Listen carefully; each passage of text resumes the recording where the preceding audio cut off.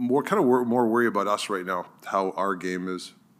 The pre-scouts are great, but more about us. I think we got to worry about how we're doing things than the other team. I think that the focus switches sometimes throughout the year, but at this stage, for me, the way our team is now, I think we got to worry about what we're doing than what the other team's doing. You mentioned discipline yesterday. What are some of the other things that you're focused on? Well, I think getting the blue paint, getting to the inside areas, getting some good shots from the point, like low shots, hitting the net for the offensive part. Defensively, without the puck, I think we're good. We're not giving a ton of chances.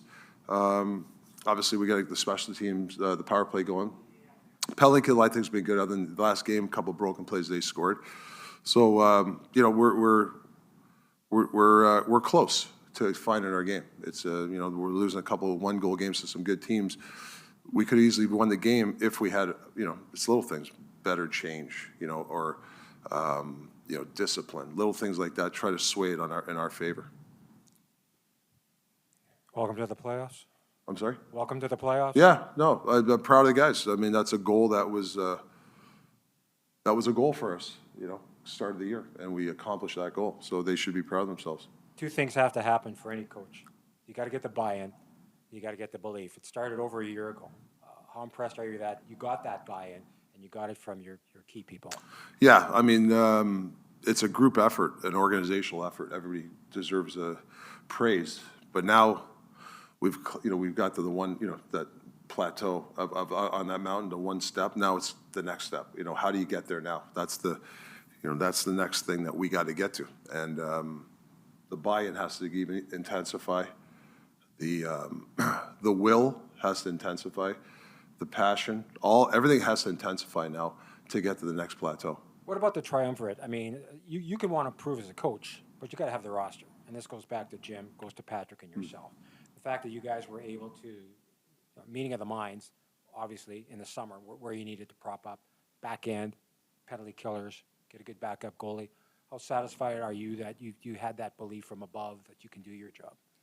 Yeah, huge. The communication, that I have, especially with Patrick, is one of the best I ever had as a coach. With a general manager, incredible guy to work for. I respect what he's done. He's had some constraints, right, with a cap and some problems, and so you have to, as a coach, respect the fact that his hands are tied sometimes, and what he's done to get me some players is really really appreciative of what he's done. I know this is difficult to talk about because there's still work to do. There's a game to play, but sure. There are three key guys you had to get on board, and I'll start with JT. I mean, you said from the outset, JT reminded you of the way you played. And from my interactions with him, you had him from day one, right? Yeah, I think we speak the same language. What I love about it, he's constantly working on himself. He's not the finished product. He knows that he's got to do things better, and I think he's really worked on himself. And I think that we got a great relationship. The fact that there's times when I got to leave him alone, and there's some times where he's going to hear it from me, and I think we've forged that bond because of that, and I think his play's elevated because of that. But we're still evolving for sure.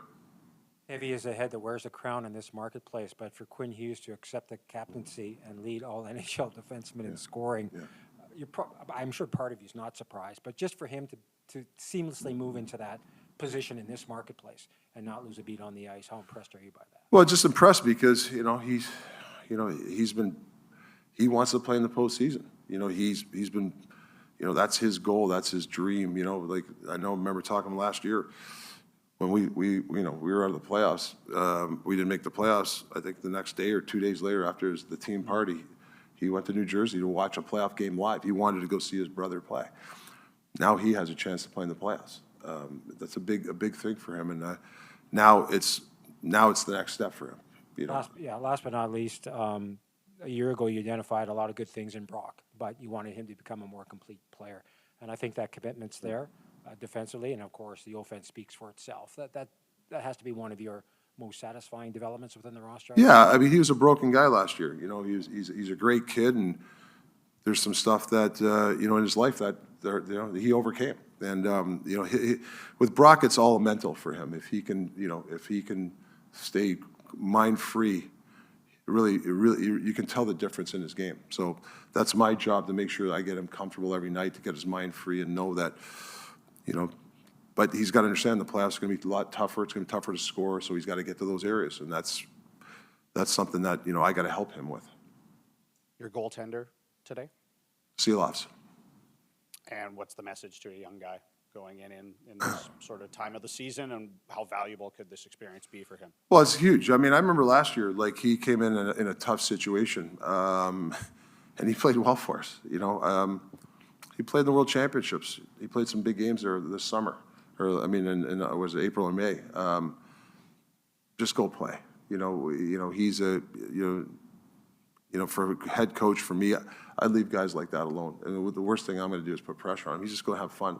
He's been great in practice. I mean, a couple of our players, JT said the other day, geez, this guy's hard to score against. Well, this guy's got some talent. Just go have some fun today. What about part of it being the fact that a young goalie will defend better, usually technically, because the guy is young and kind of inexperienced? I mean, that's a good point. You see a little more conscientious from the guys when you have a guy that's a little bit younger, or even a rookie comes lineup, you kind of try to protect them. Yeah, there's a little bit of that in there, which is nice. Yeah, it was just a maintenance day for him.